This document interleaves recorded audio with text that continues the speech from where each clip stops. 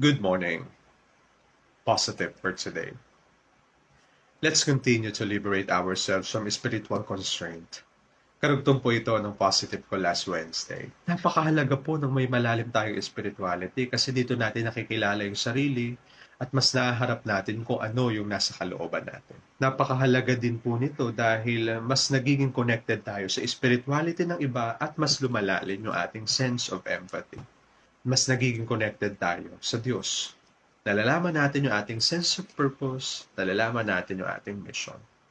Sana po makatulong yung mga positives kong ito. Una, join a community.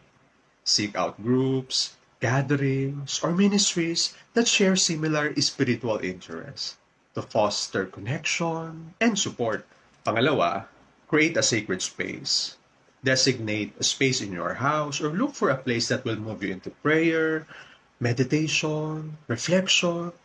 Make it as a sanctuary. Pangatlo, sit in silence. Spend the quiet time 30 minutes to 1 hour in prayer and meditation.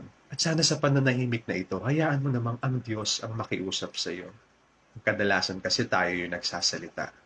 Bigyan mo naman ng pagkakataong kausapin ka ng Diyos para mas maunawaan mo kung ano yung totoong nasa iyong kalooban.